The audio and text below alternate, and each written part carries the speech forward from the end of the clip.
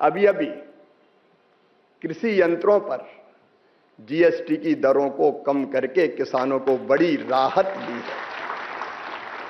छोटे ट्रैक्टर पर 23,000 रुपया बचेंगे, 35 हार्स पावर के ट्रैक्टर पर लगभग 43,000 रुपया बचेंगे और बड़े ट्रैक्टर पर भी लगभग 65,000 रुपया तक बचेंगे। अलग अलग कृषि के यंत्र सस्ते हुए हैं। प्रधानमंत्री जी, हम आभारी हैं, धन्यवाद देते हैं आपको।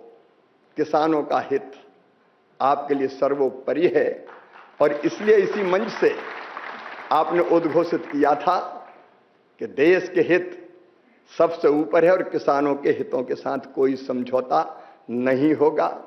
माननीय प्रधानमंत्री जी ने अभी अभी आपने देखा रबी की फसलों की एमएसपी बढ़ाने का काम किया है।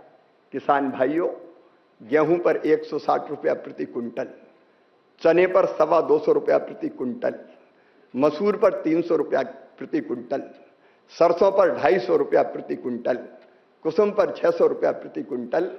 अभी अभी प्रधानमंत्री जी ने एमएसपी बढ़ा के किसानों को उनकी उपज का सही और पूरा दाम देने का फैसला किया है।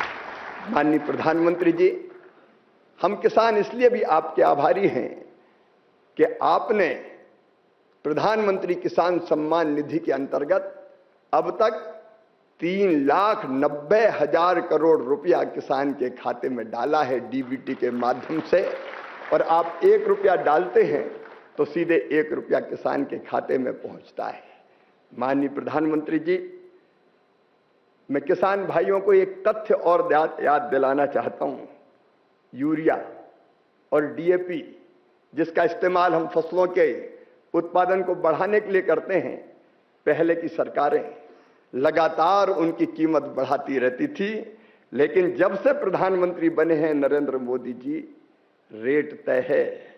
यूरिया की एक बोरी 266 रुपया में, जो 1700 लगभग 1700 रुपया की सब्सिडी जिस पर दी जाती है, और डीएपी की एक बोरी 1350 रुपया में जो 3100 रुपया की आती है। किसान भाइयों, जरा सोच के देखो, कंपनियां रेट बढ़ाती है लेकिन प्रधानमंत्री जी ने तय किया है वो बढ़े हुए रेट का बोझ किसान के ऊपर नहीं आने देंगे। सरकार अपने ऊपर लेने का काम करती है और इसलिए हमको सस्ता यूरिया और डीएपी अभी भी उपलब्ध हो रहा है।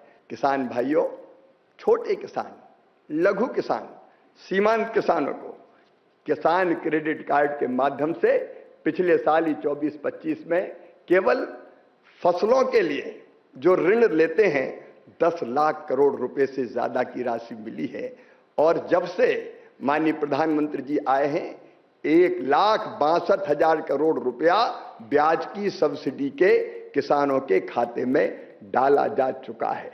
अगर मैं उपलब्धियां गिनाऊं तो किसान भाइयों अनेकों हैं। संस्थागत ऋण बढ़ के लगभग 28 लाख करोड़ रुपया हो गया है और फसलों के नुकसान पर प्रधानमंत्री फसल बीमा योजना के अंतर्गत अब तक 1,83,000 करोड़ रुपया किसानों के खाते में डाला जा चुका है। और इसलिए मैं प्रधानमंत्री जी को हृदय से धन्यवाद देता हूं।